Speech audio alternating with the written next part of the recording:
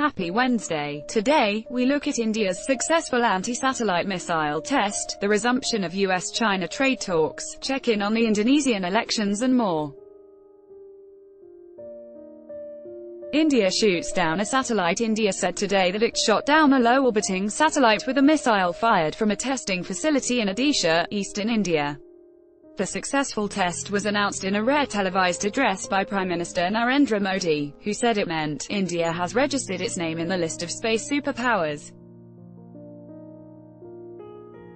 Why it matters: shooting down a satellite is an incredibly difficult and expensive operation, and only the US and China have successfully targeted a live satellite in recent years.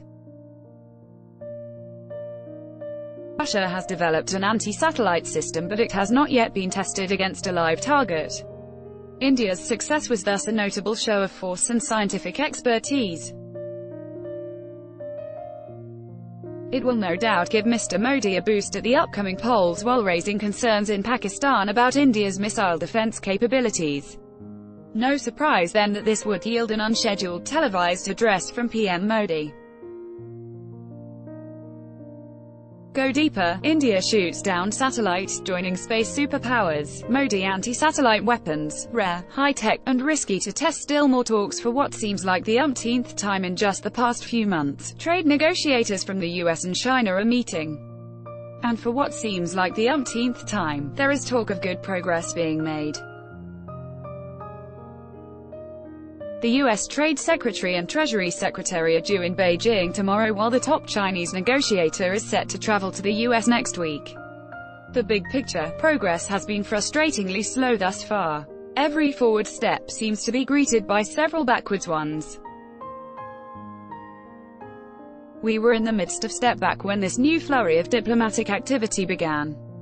A planned summit between U.S. President Donald Trump and Chinese President Xi Jinping this month to finalize the agreement was recently pushed back till late April at the earliest, and Mr. Trump has said that he plans to keep existing tariffs in place even after the deal is struck. The one difference now is that Mr. Trump heads into this round of negotiations on the back of a political victory at home. It's too early to tell if it will change his posture or if this round of talks will actually produce something.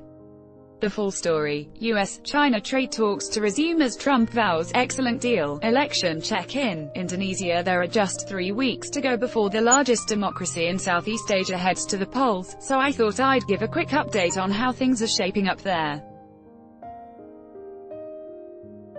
Who's leading? President Joko Widodo entered the race with a double-digit lead in polling and is still expected to win on April 17, but the race doesn't seem as straightforward as it did a month ago. Polling released last week shows support for Jokowi dropping below 50%, while support for his opponent rose by almost 5 percentage points. At its peak, approval for the Indonesian president was almost 70%. Analysis from Indonesia Bureau Chief Francis Chan: a close finish to Indonesia's presidential race. The key issues, like many other elections in this part of the world, the economy and jobs remain the key issues, but Indonesia does have some unique topics unique to it. In this election, race and religion have featured very prominently as Jokowi continues to battle to demonstrate his Muslim credentials. Then there are the forest fires. It dominated the discourse in the aftermath of the presidential debate last month. Mr. Widodo is proud of his record of forest fire mitigation, but his opponent has been arguing that it is not as good as the president makes it out to be. The one aspect we have not seen yet is foreign policy, and that might change when the Jokowi and Prabowo face off in their fourth debate this weekend. Get all the latest from the debate on Saturday and the Indonesian elections at our dedicated microsite. Nurul Izzah stands by her words. The daughter of Malaysia's would-be Prime Minister Anwar Ibrahim is refusing to back down after taking flak for remarks she made in an interview published by the Straits Times over the weekend. Nurul Izzah Anwar told reporters during an impromptu huddle in Parliament that she will continue to speak her mind. The MP also stood by the most contentious parts of her remarks, where she called the current Prime Minister former dictator, noting that she had made similar statements years ago. The big picture, that her remarks kicked up such a fuss, could be an indication of the frustration with the pace of reform in Malaysia, as well as the seeming antipathy some quarters now regard Singapore. The furore was, in part, not because she had called the Prime Minister a former dictator, but because she had done so in an interview with a media outlet from a noisy neighbor. The full story. Nurul Izzah Anwar says she will continue to speak up about what's right and important. And finally, Asia's best restaurant is French, a public service announcement for foodies.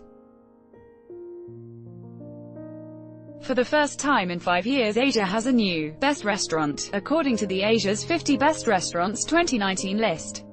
Singapore's Odette has unseated Bangkok's Gagan. Thailand and Singapore are well represented on the list, though not always in terms of cuisine, and that has always been one of the quirks of fine dining lists in the region. To eat at the top 2 restaurants in Asia requires one to travel to Singapore to sample its French cuisine and then head to Thailand to eat Indian food. Asia's best restaurants. Singapore's French fine dining eatery Odette is the top restaurant in Asia. Other developments. Thailand's Pheu Thai Party has announced a 7-party coalition which it claims has won a majority of lower house seats in Sunday's general election, the first since a 2014 military coup. The former ruling party, which was ousted from government by the coup, pipped the pro-junta Paling Pracharat party to the post today by announcing it had roped in allies with at least 255 seats in the 500-seat House of Representatives. Chinese President Xi Jinping said on Tuesday that China and Europe were advancing together, but that the two trading blocs needed to overcome suspicions. Of course there are differences and competition, but it's positive competition, Mr. Xi told a press conference in Paris with the leaders of France, Germany and the European Commission. The trial of former Malaysian Prime Minister Najib Razak for alleged criminal breach of trust and abuse of power over money linked to State Investment Fund 1MDB was today ordered to proceed. That's it for today, thanks, see you tomorrow. Jeremy.